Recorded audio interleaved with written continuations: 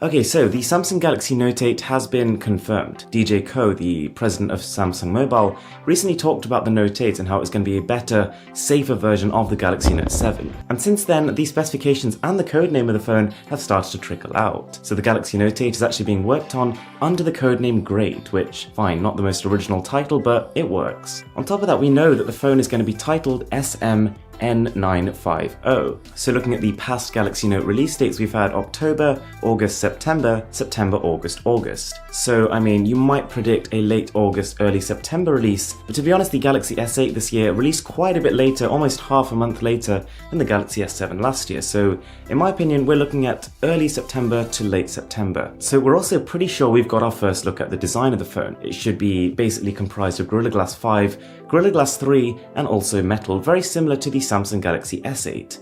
It should be a little bit boxier, but still have the same infinity display, which looks incredible. It's been a huge hit, so it seems like there's no reason for them to change. However, the Galaxy S8 already has a 5.8-inch screen. The S8 Plus already has 6.2, and so, as traditionally the Note series do have larger displays than those, the current leaks are pointing towards a 6.4-inch screen on the device.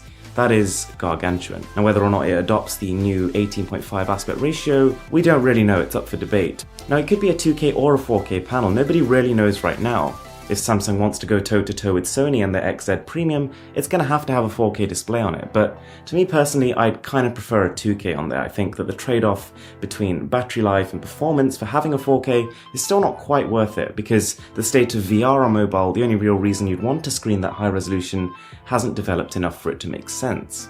So in terms of the chipset, we've almost definitely got the Snapdragon 835 or the Exynos 8995. And either way, those are going to be fantastic processors, but from all the testing we've done so far, actually the Exynos One benches quite a bit higher. I mean, it's not exactly life and death, it's not day and night, but in pretty much every single test done, it's consistently faster than the Snapdragon variant. But which variant you get will probably depend more on your region as opposed to price. Now, the rumours are suggesting either 6 or 8 GB of RAM for the Note 8, but I mean, considering the S8 has only had 4 GB of RAM in it, just like the S7 did and just like a lot of phones before it, I reckon the Note 8 will not have any more than 6. It could even come with 4 in my opinion, but it'll be 4 or 6 and I'm pretty sure it will not be 8. I mean, the fact that the S8 is coming with 4 is indicative that perhaps the Android platform is not bottlenecked by a lack of RAM, and that actually adding more is a little bit wasteful, and companies don't really want to enter into an arms race where all they're trying to do is overload components just for the sake of a spec sheet.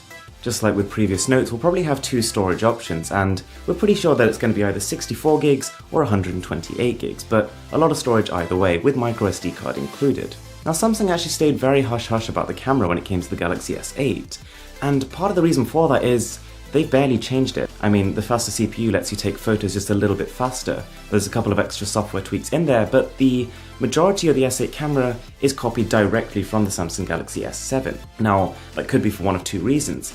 It could either be because the company has shifted focus away from cameras. It could be that, for example, there are diminishing returns to improving cameras on a smartphone when the main limiting factor is just the size constraint. I mean, a lot of companies, for example Huawei, have tried to replicate what you can do on a DSLR with a smartphone, but all it ends up being is smartphone trickery. It's software, and in the end, that's never going to be able to replicate hardware. So maybe Samsung just wants to kind of stay away from that software fiddling side of things to keep its photos natural, but then it obviously has to accept that smartphones have their limitations. Now, the alternative theory is that they're saving themselves for the Note 8. With previous Notes, for example, Samsung has made sure that the Note is better than the S series in more than one way. It's not just like a bigger screen and an S Pen. So maybe the Note 8 will have a better camera. Maybe they're waiting for themselves, they're stagnating their different releases. For example, with the S8, they've released the Infinity display, and they're saving the camera upgrades for the Note 8. It's a possibility, but to be honest, in my opinion, I think it's going to be pretty similar. Now, in terms of software, it's almost definitely going to come with Android 7.1. Android O is probably not going to be ready and stable by that time, so we probably expect an update to that somewhere towards the end of the year. But more importantly, the Galaxy Note 8 is probably going to make or break Bixby.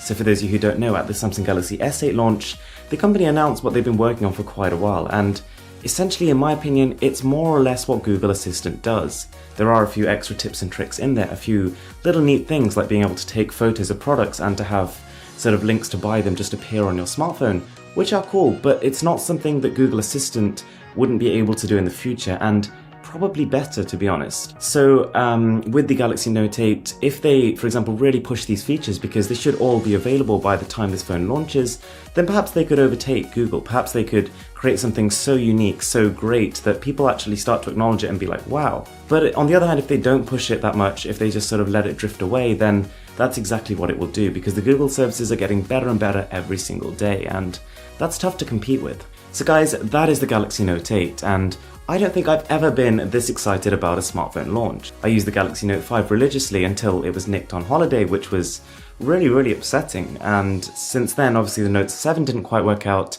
so this is going to be the redeemer. So let me know what you think in the comments down below. Let's have a discussion about the Galaxy Note 8. I'll be down in the comments for a while after this video. With that being said, I'm Mrwhosetheboss, and I'm signing out.